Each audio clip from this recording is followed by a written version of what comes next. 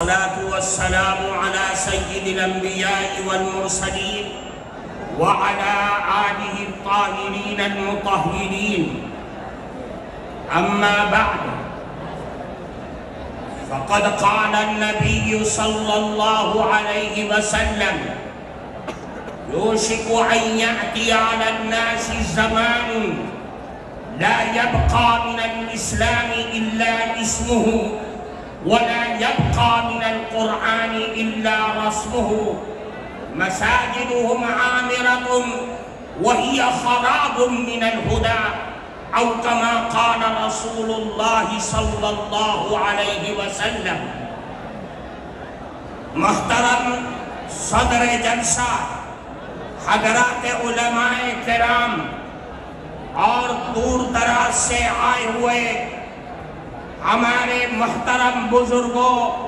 جمعیت علماء کے کارکنان اور خدام اور اس سے محبت اور تعلق رکھنے والے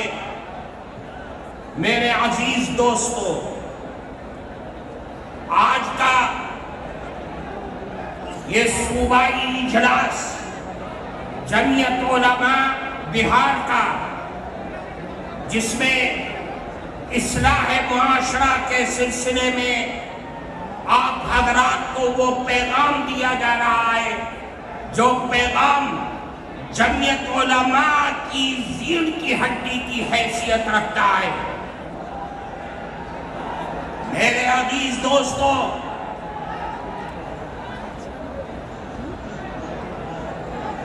اصلاح معاشرے کا تعلق مسلمانوں کی زندگی سے وابستہ ہے، مسلمانوں کی معاشرتی اور معاملتی زندگی سے وابستہ ایک پیغام ہے. اللہ کے نبی جناب رسول اللہ صلی اللہ علیہ وسلم نے ایک موقع پر ارشاد فرمایا: قیامت تک آنے والے نسل انسانیت کو اور رسول اللہ کی رسالت پر ایمان و یقین رکھنے والوں کو یہ پیغام دیا اور پیشین گوئی فرمائی کہ دیکھو، عنقریب ایک زمانہ ایسا آ سکتا ہے کہ لوگ نام کے مسلمان رہ جائیں گے، لیکن اسلام کا کام، اسلام کی تعلیمات اور اسلام کا نظام ان کی زندگی سے ختم ہو جائے گا. اور ایسے بھی حالات آ سکتے ہیں کہ قرآن جو اللہ کی کتاب ہے، اللہ کا کلام ہے، اس کلام کی آیات، الفاظ اور صورتیں باقی رہ جائیں گی، لیکن اس کی تعلیمات، اس کا حلال اور اس کا حرام، یہ سب کچھ انسان کی زندگی سے ختم ہو جائے گا. اور ایسے حالات آئیں گے کہ مسجدیں بڑی عالی شان ہوگی، لیکن وہ مسجدیں ہدایت سے خالی ہوگی، نمازیوں سے خالی ہوگی، اور اگر نمازی ہوں گے تو اس نمازیوں کے دل اور دماغ دنیا میں لٹکے ہوں گے. اللہ کے سامنے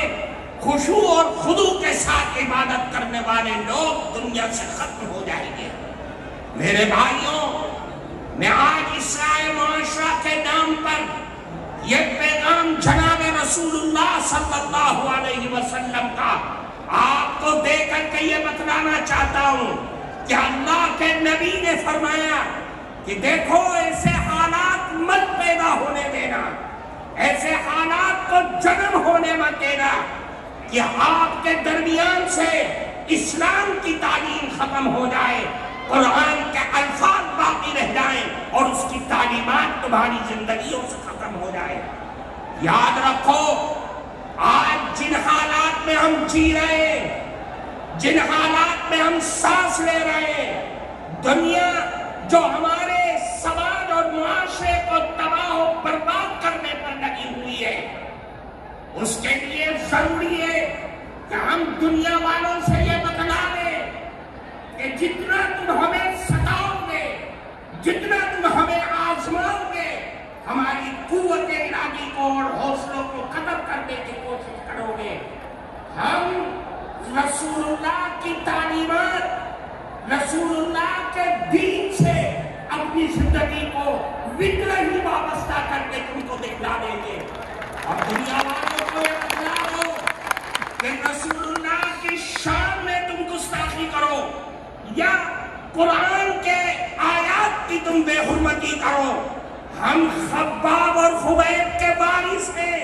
ہم بلال کے وارث ہیں, ہم جان تو دے سکتے ہیں لیکن رسول اللہ کا دامن نہیں. اپنی اولادوں کو بتلا دو کہ ہم سمیہ کے ظلم و ستم کو جانتے ہیں.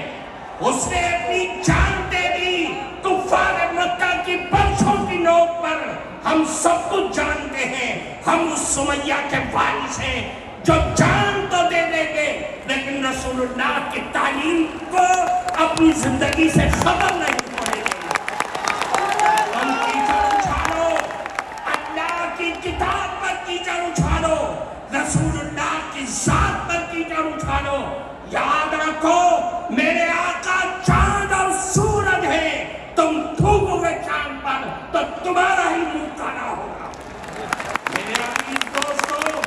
میں آپ کو اس اسٹیج پہ یہ پیغام دینا چاہتا ہوں کہ آپ یہاں سے اٹھ کر کے جائیں, اپنی اولاد کی صحیح تربیت کریں اور ان کو پیغام سنا دیں جو حضرت ابراہیم نے, حضرت یعقوب نے پیغام دیا تھا کہ اے لوگوں, وَوَصَّىٰ بِهَا إِبْرَاهِيمُ بَنِيهِ وَيَعْقُوبُ يَا بَنِيَّ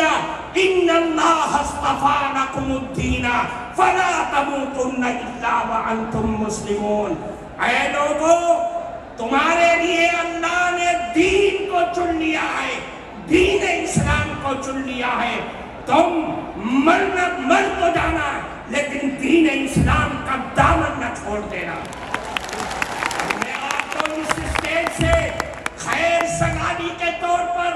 یہ پیغام دینا چاہتا ہوں, اپنے اندر سے ڈر اور خوف کو ختم کرو اور یاد رکھو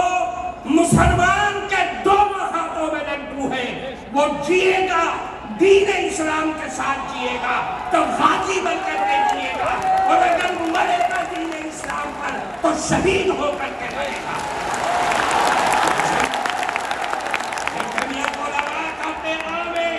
اس لیے میرے بھائیوں, آپ یہاں سے جائیں, اپنی اولاد کی صحیح تربیت کریں, اس لیے کہ معاشرے کی سب سے پہلی سیڑھی اور سب سے پہلا زیرہ